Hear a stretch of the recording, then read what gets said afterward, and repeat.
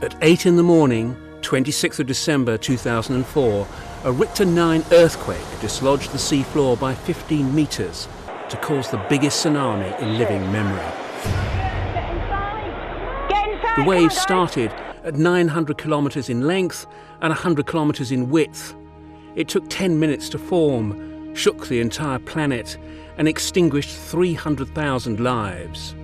It was the deadliest tsunami of all time. There was no warning.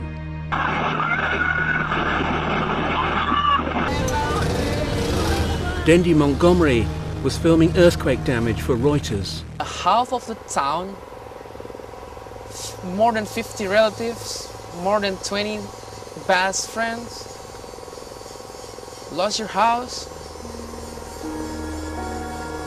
Can't forget that. Can't forget everything about that.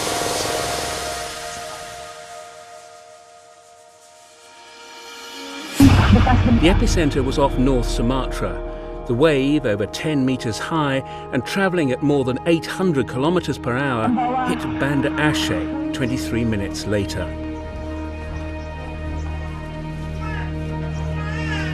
When I found one of my best friends and asked me, "Hey Danny, can you lift up these big things? Because maybe my mom is under."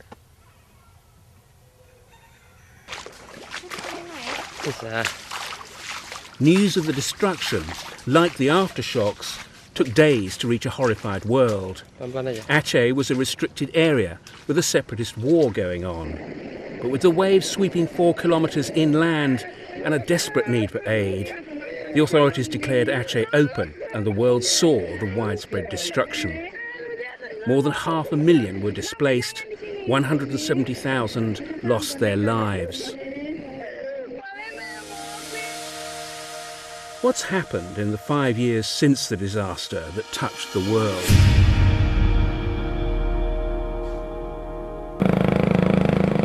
Five years later, people still live in temporary housing, unable to move because they can't prove they owned property. Like this man beside of me, again, they get the photographs. NGOs have issued identity cards that only give false hope. But their relative, they lost 7 sons, son-in-law, and everybody. It's only this mom and her husband who live still. But with $7 billion of aid to the damaged regions, nearly $1 billion to Indonesia alone, much has changed. New houses are everywhere. There are roads where there were none before. And there are tsunami evacuation routes. After nearly 5 years, we got a house. Nice, comfort, and the first thing is really far away from the beach. What I remember on that day when tsunami happens, the earthquake coming at 8, and the tsunami water coming 8:30. So at least we only have like 15 to 30 minutes to escape. The first glaring necessity was to fix the missing early warning system. In the Pacific, the system that protects Japan and the United States can react within minutes. But tsunamis are tricky to measure. If the sea is deep, then the surface doesn't vary very much. And there's a lot of sea to cover. It's taken until now for the United Nations to establish the Indian Ocean Tsunami Warning System. And I think in 2005, member states of the Indian Ocean has agreed to develop this early warning system. And that has progressed in these 5 years, in which that basically now there are already tsunami warning centers for the Indian Ocean. People in the community also needs to be well informed. Response and recovery has been replaced by building resilience. The United Nations International Strategy for Disaster Reduction has invested €6.48 million, funded by the European Commission with support from system partners, in getting governments to prevent disasters rather than to only respond to them. In Indonesia, there's an agency for disaster management, and there's a national platform on disaster risk reduction. The role of the national platform is to bring awareness not only to the local community, to the house owners, but also to the policymakers, to bring or develop to make policies that are more considering this long-term planning of disaster reductions. The tsunami killed so many because few knew what one was. After the first wave, the sea receded, exposing fish, and people followed to be fatally hit by the huge second wave. So awareness and education are a major need post-tsunami. Thousands of information and education materials have now been distributed and centres set up. Providing materials, tsunami preparedness, education materials. It is not a warning center, but basically provides information. By 9:36 on the fateful day, the tsunami had travelled 1,500 kilometres to hit Sri Lanka. There are most houses, all damages here. There are also houses, there are more than 50% dead. Gold, more than 7,000 people dead. Today, wreckage has become football grounds, but in a caste-ridden society, the dispossessed still live in wrecked homes. 1.5 million people were dispossessed in Sri Lanka. Graveyards are between houses, and 40,000 dead are not forgotten.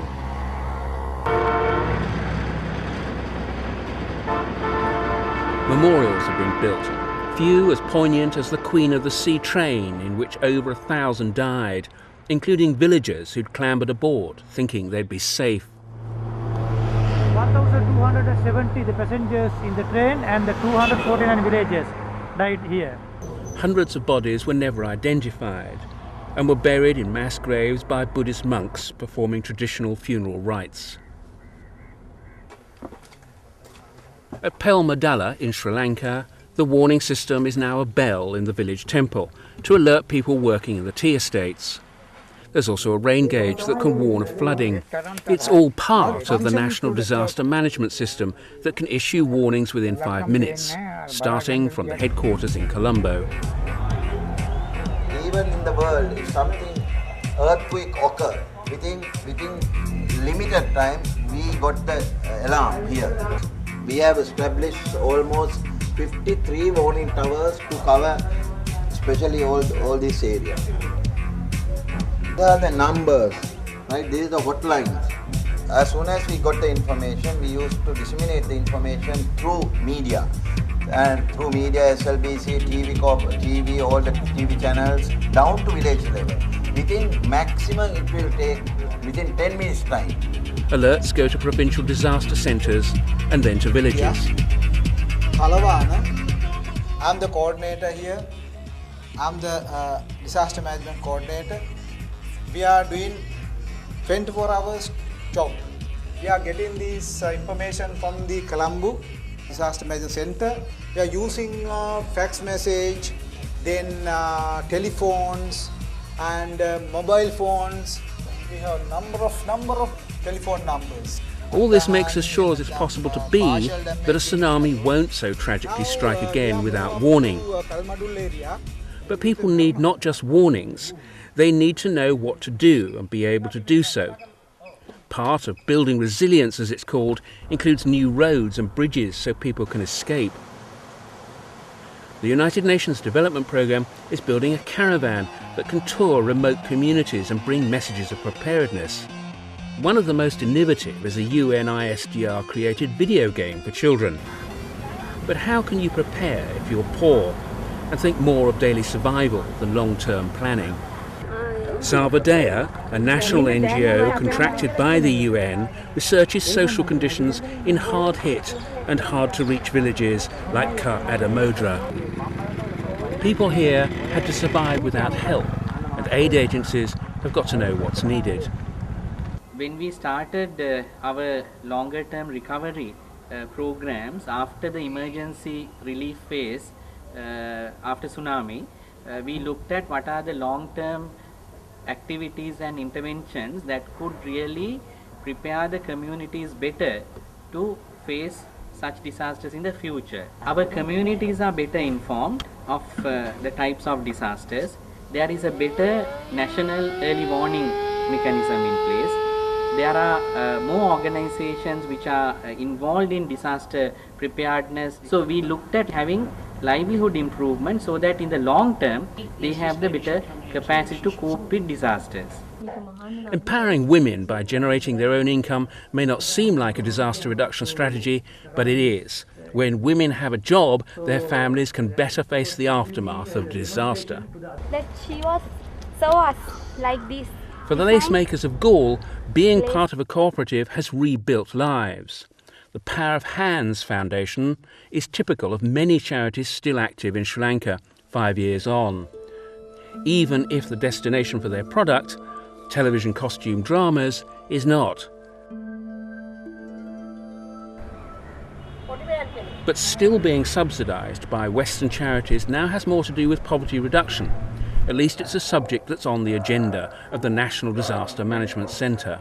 What we have done is in vulnerable community along the coast, we have formed committees and you get subcommittees, and in subcommittee like early warning, search and rescue, then we have camp management subcommittee, security subcommittee, village security camp, like that we have in first aid subcommittee, and there are village leaders, and they are organized. Then we have created awareness among the people. At 10:02, the tsunami wave hit the east coast of India. To the south, in Tamil Nadu, 20,000 were killed and 750,000 people were displaced. Further north, the damage was much less. The tsunami wave spread out sideways, with little of the huge energy travelling north to Bangladesh or here to Orissa. Fishermen still remember the water hitting their houses. Next time, it might be different, and building preparedness for cyclones as well as tsunamis is the order of the day, especially in schools. School being the major component in the community, and they are the nerve centers for the community. Often these schools are used as relief distribution centers. It is necessary that these schools are disaster resilient.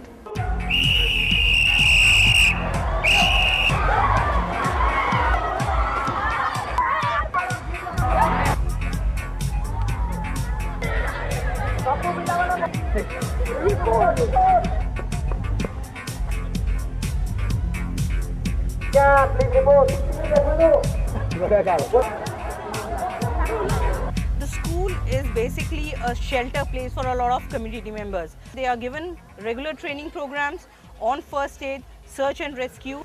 Besides that, they are also taught basics about do's and don'ts during cyclones, floods or a tsunami. This method is called as the dog cover and hold method. And you have to, at the time of an earthquake, you have to take shelter. Two of them are going to the upper floor for the ringing of the bell of the any emergency would be happening.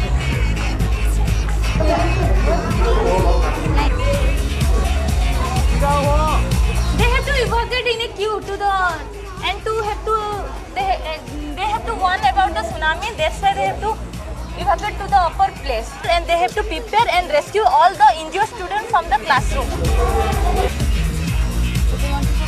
Even if every school on the Orissa coast hasn't received full preparedness training, building awareness about disasters is part of the curriculum, and schools can act as community shelters in an emergency. If there any type of warning from the government office or government level, people can move to this cyclone shelter and take shelter out here. And most of the time, the cyclone shelter also useful for the people. There are at present 203 cyclone centres in Orissa, a state with most of its 37 million people living near the coast. To protect everybody, 3,000 more would have to be built. But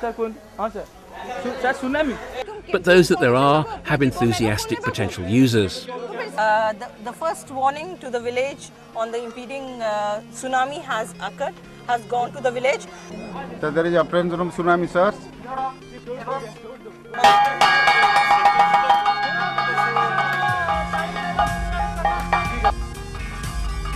Search and rescue team is having its meeting to identify who has to go to which places based on vulnerability map which they have developed, indicating presence of an old woman, pregnant mothers, children in the households and other things.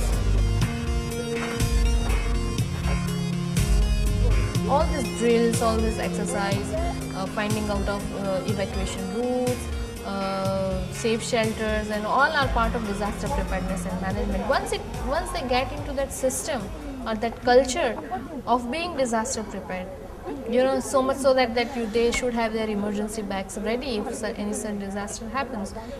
Even if they do that much, that would be a success, and that would be a milestone in making these communities, disaster resilient.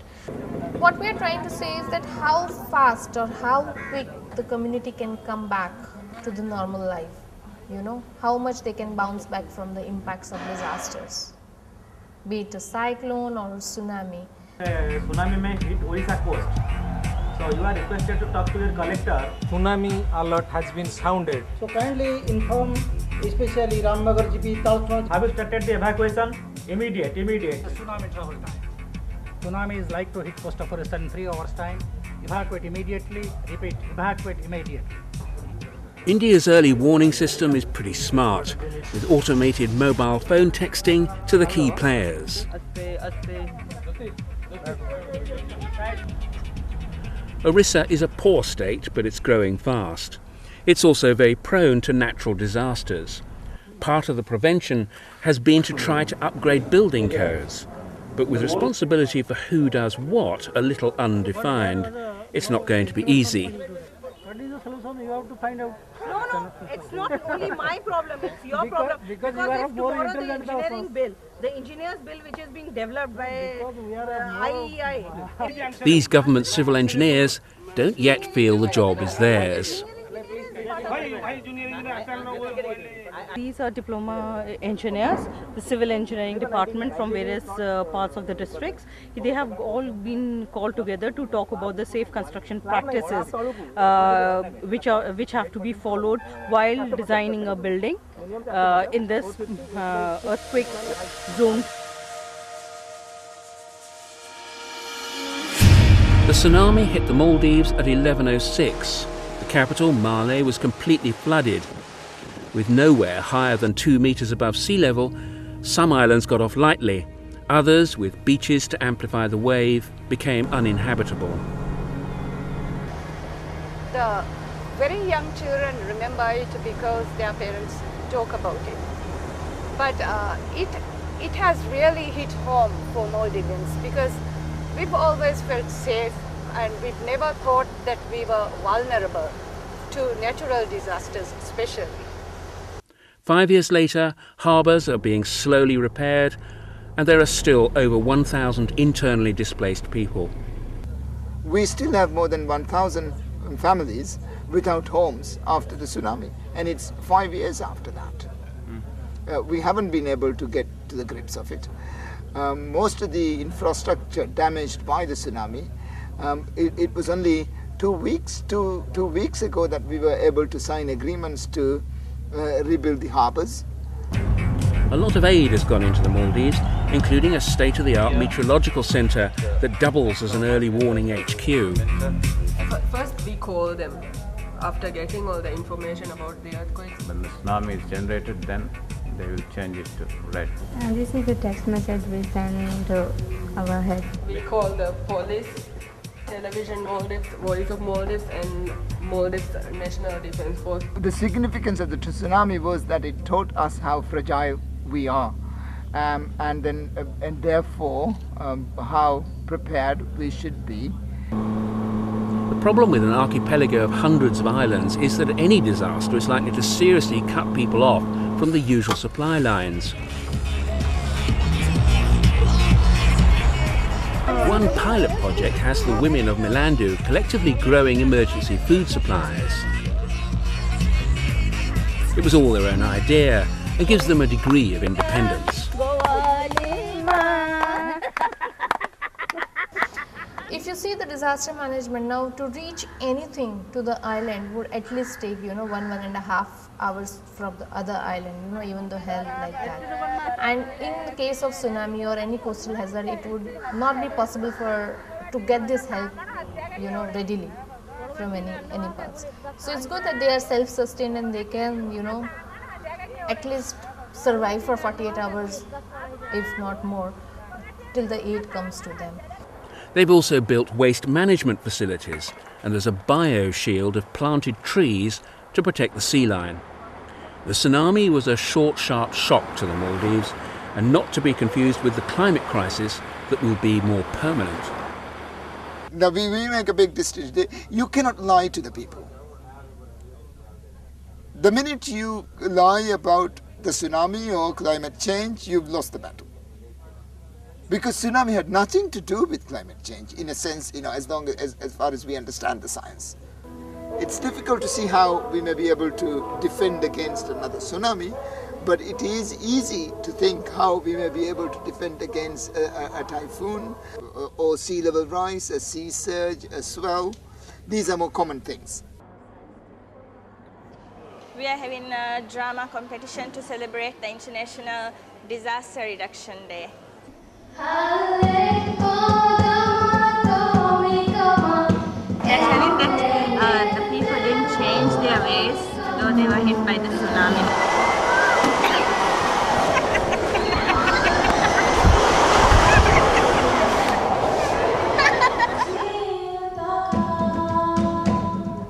Disaster awareness is becoming a way of life here. TV covers the notion the Maldives is now less vulnerable to disaster. A girl versus boys debate in Aminya School in Male. Before the tsunami, Maldivians used to live in harmony. But after the tsunami, people got divided. There were fights. The Aminya school children, the girls, are debating and saying that the Maldives is less vulnerable after the tsunami.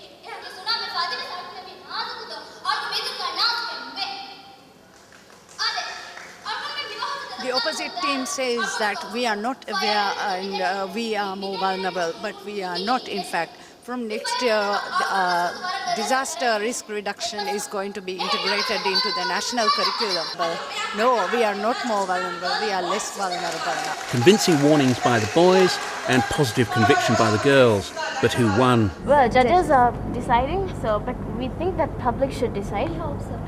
So whether the Maldives or anywhere else in the Indian Ocean is less vulnerable remains a real debate. There is this kind of a dilemma for people working with risk reduction, because the success for us is nothing happening. So how do you measure nothing happening? In medicine, we say that prevention is better than cure. It's the same concept.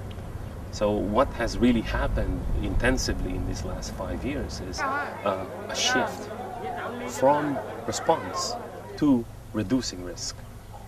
I mean, in terms of laws, policies, and organizations. You know, we've come to a point, and the tsunami could have been the peak of that point. The people, the population have said that we cannot just wait and every year absorb this number of deaths and destruction to our property. We have to do something.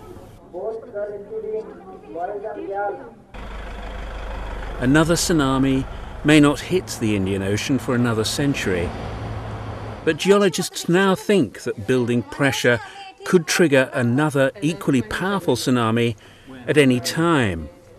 Next time, the poor will again suffer most. But there will be warnings where there were none before.